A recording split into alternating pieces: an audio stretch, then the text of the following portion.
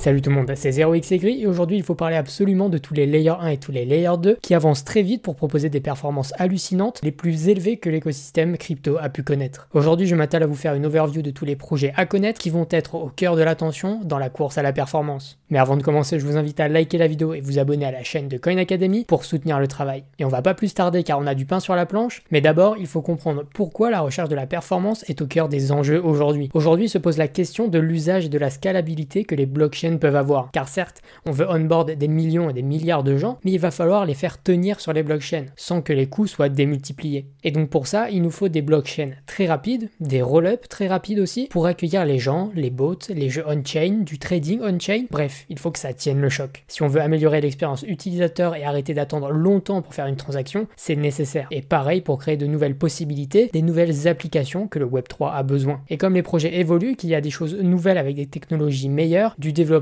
plus récent, les chaînes haute performance du cycle dernier vont se faire dépasser par les plus récentes, ou tout du moins celles qui ont avancé le plus. Et parmi ces chaînes aujourd'hui, on va parler de tout ce qui se passe sur Ethereum et ses Layer 2, sur Solana, sur les chaînes codées en Move, que ce soit Movement, Sui ou Aptos, ou d'autres layers alternatifs comme Radix par exemple. Bref, on va commencer directement avec la Sainte Trinité qui fait parler d'elle grâce à leur langage commun. Je parle évidemment de Movement, Sui et Aptos.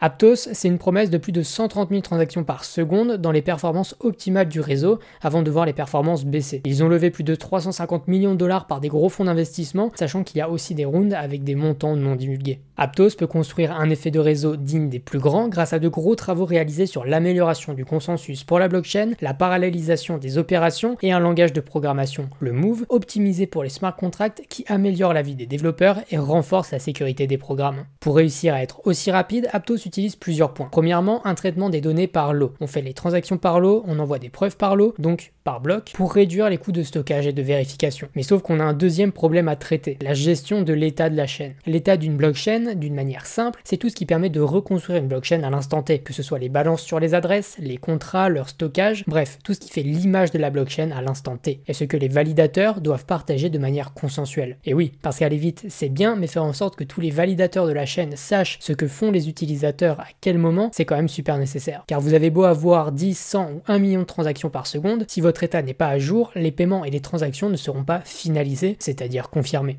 Et justement, dans le cas de Aptos, on va aller chercher cette performance d'une manière très pragmatique. Vous allez avoir de la synchronisation intelligente. En fait, une fois qu'un validateur se sera déployé sur la blockchain et qu'il sera prêt à traiter les nouvelles transactions, il ne va pas exécuter toutes les transactions. Au contraire, sur Aptos, un seul nœud validateur va exécuter la transaction et ensuite les validateurs feront le consensus ensemble, ce qui permet d'éviter que tous les nodes fassent la même chose, comme sur Ethereum où tous les nodes doivent faire les transactions. Et ensuite, à la fin, l'état du réseau sera stocké dans un autre type de node, un full node qui s'occupe de garder tout l'état historique de la blockchain. Notez que dans le futur, pour augmenter davantage sa scalabilité, Aptos veut introduire du sharding au sein des validateurs. Par scalabilité, j'entends sa capacité à répondre à la demande, mais pour le moment, ce n'est pas encore le cas. Pour se synchroniser, les nodes de Aptos se basent sur le consensus appelé Shoal++.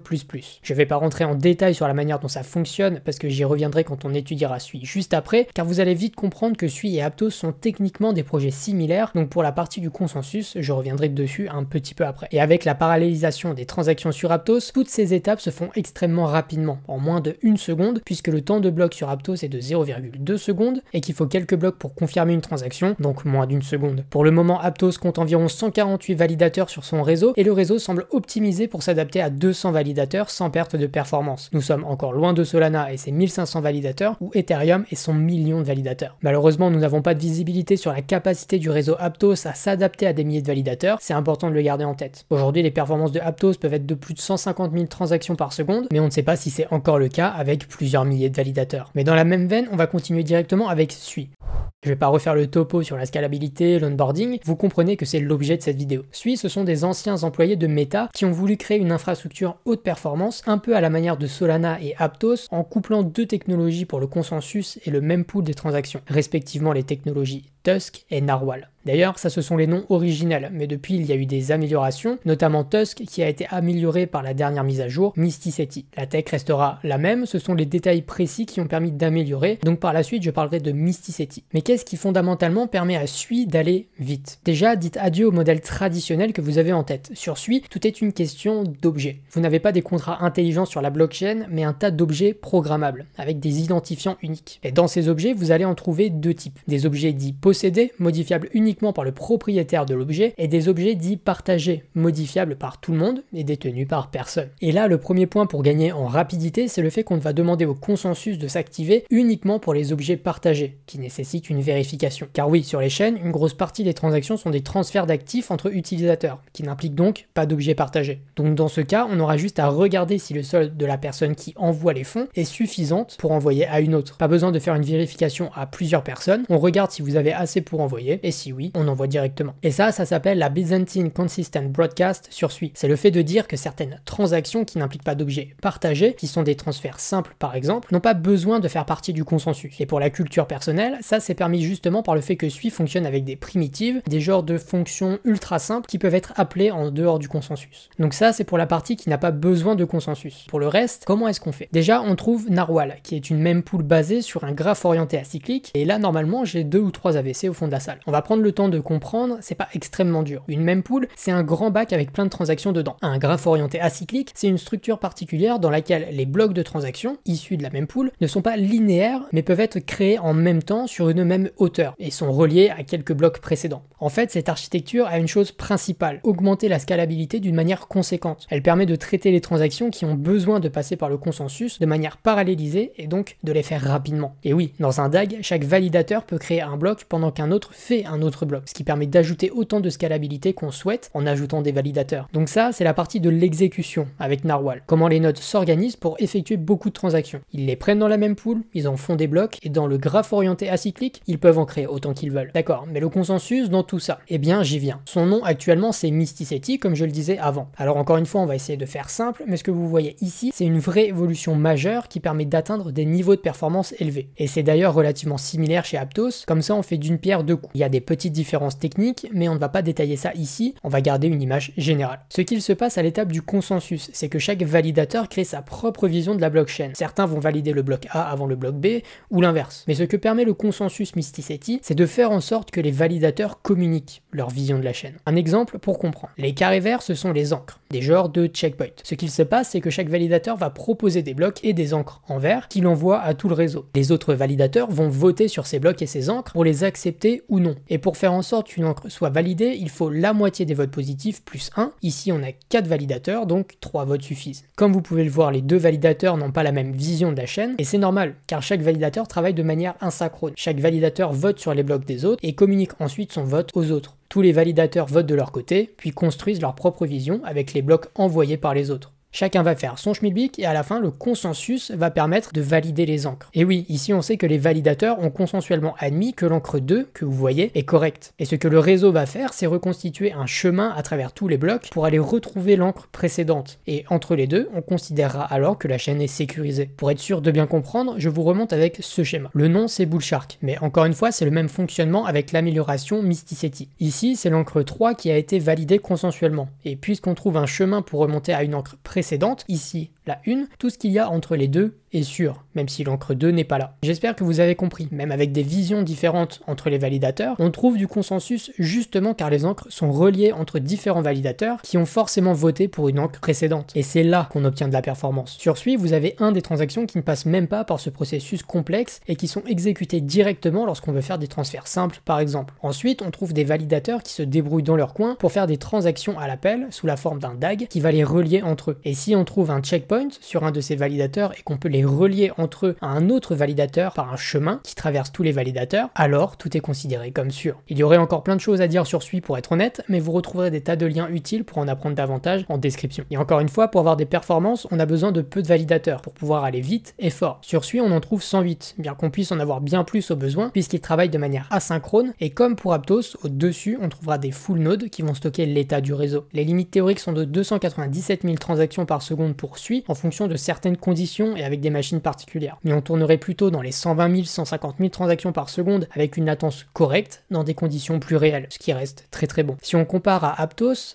avec Shoal++ arrive à tenir plus de transactions par seconde avec une latence plus faible. Et ça, ce n'est pas prêt de s'arrêter car ils ont annoncé récemment deux choses. Premièrement, l'arrivée de blocs STM V2 qui permettra d'exécuter encore plus de transactions parallélisées par seconde. Et pour tenir ce rythme, il faudra un nouveau consensus encore meilleur que le Shoal++, le consensus Raptor. Donc les performances du réseau devraient encore s'améliorer. Parce que oui, 150 000 transactions par seconde, c'est clairement pas suffisant. Bon, et bien ça fait quoi? 2 projets et on a déjà mal à la tête, c'est impeccable. J'espère que vous aimez le Fonda car messieurs dames, ce n'est pas terminé. Il y a un point commun qui relie Sui, Aptos et notre troisième larron, c'est leur langage. Ce langage, c'est le langage Move et ce qui va nous permettre d'introduire Movement. Movement, c'est plus qu'un simple layer 2 sur Ethereum, c'est surtout un réseau de blockchain modulaire basé sur le langage de programmation Move utilisé notamment par Aptos et Sui. Le Move, c'est un langage qui à la base était développé pour le projet Libra Diem de Meta. Il y a des avantages certains sur la sécurité puisqu'il va permettre d'empêcher énormément de vecteurs d'attaque externes et d'être plus rapide que le Rust que Solana peut utiliser. En revanche, il est bien plus compliqué à apprendre que d'autres langages et beaucoup moins utile en dehors des blockchains que le Rust. Et justement, à partir de ce langage, Aptos et Sui ont fait leur propre version, le Sui Move et le Aptos Move, répondant chacun à des enjeux particuliers. Du côté de Sui, il fallait le rendre compatible avec son modèle basé sur les objets, et pour Aptos, le rendre compatible avec la technologie du bloc STM qui permet de faire de la parallélisation. Mais bref, pour en revenir à Movement, on a 3 composantes clés, le réseau M1, le rollup M2 et la stack MoveVM. On va faire simple. La stack MoveVM, elle permet à n'importe qui de créer son propre rollup en Move et de se brancher sur tous les réseaux autour de Movement. Car oui, le réseau M1 de Movement servira à faire du sequencing décentralisé, c'est-à-dire que les transactions seront organisées par plusieurs entités et non pas par une seule, ce qui permettra d'augmenter les performances d'une part, mais surtout d'unifier les liquidités autour d'un standard de token qui permettra de passer ces fonds du M1 à Ethereum sans bridge. Car oui, Movement a fait le choix de renforcer sa composabilité avec Ethereum, des performances similaires à Aptos et Sui, obtenues encore avec des moyens différents. Ici, le stockage des données se fait sur Celestia, une des solutions les moins chères et les plus adoptées sur ce créneau, ce qui permet de déléguer une partie du travail. Et pour arriver à 160 000 transactions par seconde, Movement va utiliser la technologie du bloc STM de Aptos, qui permet d'augmenter la scalabilité drastiquement. Mais c'est surtout dans le consensus que tient le secret de la performance, puisque c'est ce qui permettra d'encaisser l'afflux de transactions. Et par secret, je dis bien secret, car aux dernières nouvelles, le consensus aurait dû être celui d'Avalanche, Snowman. Sauf qu'aujourd'hui, ce GitHub n'est plus tenu à jour, aucune mention dans la documentation, et le white paper d'août 2024. Il faudra voir ce qui sera fait par Movement, quelque chose maison, un dérivé de Aptos ou de Sui, on se fera un plaisir d'en parler quand les informations seront publiques. Le fait que l'exécution se passe sur le M2, que les données partent vers Celestia et que le consensus soit fait sur le M1 sont les 3 piliers qui permettent de dire à minima que Movement atteindra des performances élevées. Bon, on a fait le tour pour tout ce qui tourne autour du Move, mais ce n'est pas fini, il nous reste 2-3 choses à voir. Autour de la performance sur Ethereum, on trouve des choses intéressantes. Je ne vais pas revenir sur ce que Capet a pu faire autour de Reth et de MegaETH sur Ethereum. Juste pour vous faire une idée, on vise encore une fois plus de 100 000 transactions par seconde grâce à une spécialisation des validateurs, une centralisation du séquenceur qui va traiter les transactions à une vitesse éclair pour obtenir moins de 1 milliseconde de latence, qui est exceptionnel pour certains usages en temps réel et qui ne sont pas faisables encore actuellement sur les blockchains, même très rapides comme Sui ou Aptos. Bref, pour en savoir plus, vous avez tout dans les liens utiles. Par contre, toujours autour d'Ethereum, il y a un layer 2 peu connu qui a un fonctionnement un peu unique. Et c'est Fuel avec sa V2 qui nous intéresse aujourd'hui, qui va permettre d'avoir des smart contracts mais basés sur un modèle UTXO comme Bitcoin. Le tout dans une forme très modulaire permettant de répondre à toutes les demandes. Je vais pas rentrer dans tous les détails, je vais juste m'intéresser sur la manière dont le modèle UTXO apporte de la performance. Déjà, il faut revenir sur ce qu'est un modèle UTXO. Sur Ethereum, vous avez un modèle avec un compte, avec une adresse, où vous détenez des tokens. Mais sur un modèle UTXO comme Bitcoin, vous ne détenez que des transactions non dépensées. UTXO, c'est le terme pour Unspent Transaction Output. Vous avez reçu 2 bitcoins, déjà bravo, mais vous décidez d'en envoyer un à un ami. Eh bien, il vous reste un bitcoin, c'est votre UTXO. Techniquement, vous possédez le droit de dépenser un bitcoin, et pas un bitcoin sur un compte comme ce serait le cas sur Ethereum. C'est cette différence qui est fine, mais qui nous intéresse. Si vous avez compris ça, vous allez comprendre comment Fuel fonctionne. Chaque transaction sur Fuel va toucher des UTXO particulières, ce qui veut dire qu'on sait ce que détiennent les utilisateurs, les balances qui vont changer ou non. Donc, on peut paralléliser les transactions qui ne touchent pas la même UTXO. Mais en plus de ça, les transactions passent dans des smart contracts un peu particuliers qui s'appellent des predicates. Et pour faire simple, ces predicates vont retourner un oui ou un non pour savoir si l'UTXO de la personne permet d'activer le contrat. Si la personne n'a pas les fonds, on ne fait rien. Si oui, on envoie. Et ça, messieurs dames, c'est un gain de performance hallucinant. On parle de 12 000 transactions par cœur de validateur, donc sur un validateur avec 16 cœurs, on serait déjà à 192 000 transactions par seconde. Si bien sûr, on arrive à faire tenir ça de manière durable sur un réseau avec beaucoup de validateurs aussi.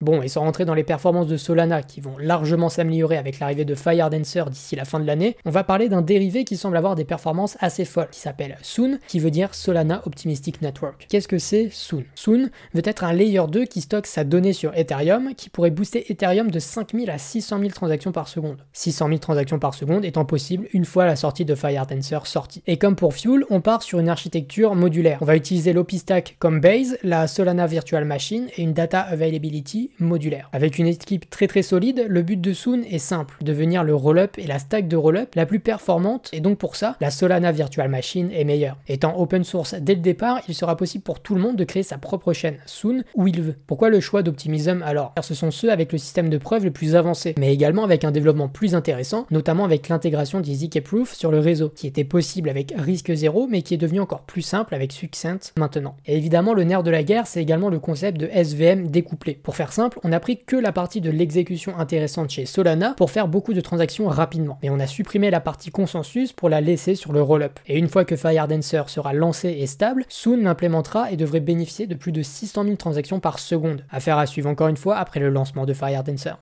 Et avant de conclure, je veux quand même faire une mention honorable à deux autres projets sans rentrer dans le détail. Fluent qui intègre un triple langage nativement, le WASM, l'EVM et la SVM, sous une même exécution. Et enfin, on peut parler de Radix DLT. Radix, c'est une machine virtuelle spécialement créée pour que les applications dessus soient efficaces. Un langage de programmation dédié, le Scripto, dérivé du Rust, et dans lequel les actifs sont à l'intérieur du code, ce qui facilite la création et l'utilisation, mais le clou du spectacle, c'est son consensus. Son nom, c'est Cerberus, et pour augmenter sa scalabilité, Cerberus se base sur du sharding, qui permet à chaque partie de gérer une partie des transactions de manière indépendante. Et en cas de besoin de faire un consensus sur une transaction entre plusieurs shards, il y a le mécanisme breeding qui permet de faire un consensus rapidement entre les shards concernés.